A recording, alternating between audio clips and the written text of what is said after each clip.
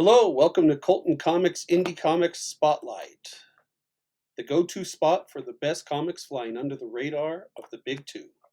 If you're sick of corporate comics land, here's your escape hatch, a place where creators own their own characters, keep the lion's share of your hard-earned cash, and pour their hearts into every page. If that sounds like your vibe, stick around. This might just be the show for you. Today, we're going to look at Mark Millar's latest blockbuster, Vatican City #1. You might know Mark Millar from being one of the greatest writers in the history of comics.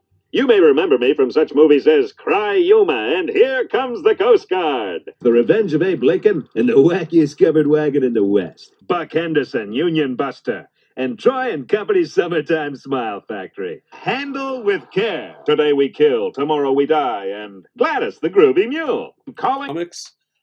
Of course, he was the creator of Wanted, Kick-Ass, and many, many others. In short, Mark Millar's writing has been lifted him into basically being the creator of the Avengers movies, the Logan movies, one of DC's top 10 greatest graphic novels in Superman Red Sun, not to mention his personal creations in Millar World, which include groundbreaking titles such as The Authority, Jupiter's Legacy, American Jesus, Nemesis, Superior, Super Crooks, Hit Girl, Starlight, MPH, one of my personal faves, Huck, another personal fave, Empress, Chrononauts, one of my daughter's personal faves, Reborn, Sharky the Bounty Hunter, Space Bandits, Nightclub, The Ambassadors, and Big Game. So back to Vatican City. The art is done by an artist named Per Berg, who I must admit I was not familiar with. He draws in a kind of minimalist style that is so popular these days. He really seems to have a gift for subtle facial expressions and gestures. Reading this book sometimes felt like I was watching a good anime, and it was easy to imagine this comic being adapted into an anime feature or even a feature film at the theaters.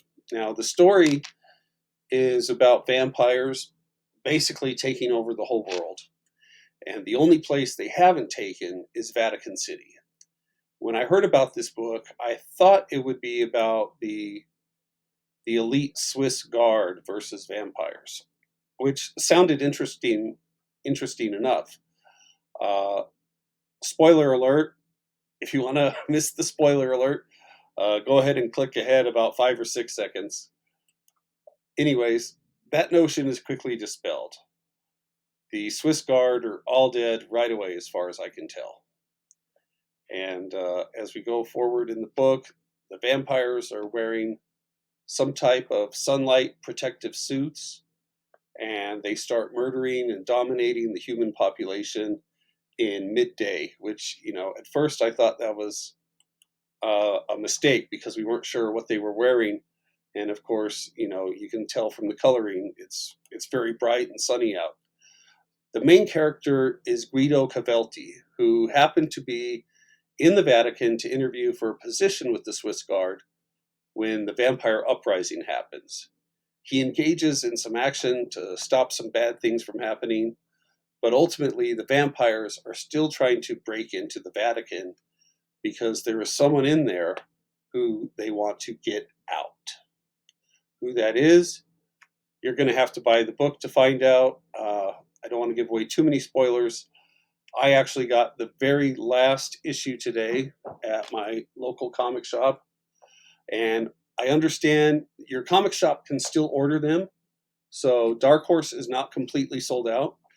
If you want to read some great comics, go ahead and put in your order for that today with your local shop.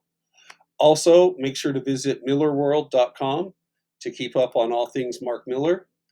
And he has a Twitter profile that he's pretty active on, so be sure to follow him there at mrmarkmillar.com. And if you've made it this far, be sure to like and subscribe. If you want to check out my very own Paul Bunyan versus Dracula, it is now on Kickstarter, linked below. And we just added a 9-page preview of the first issue. So head on over to Kickstarter and check it out.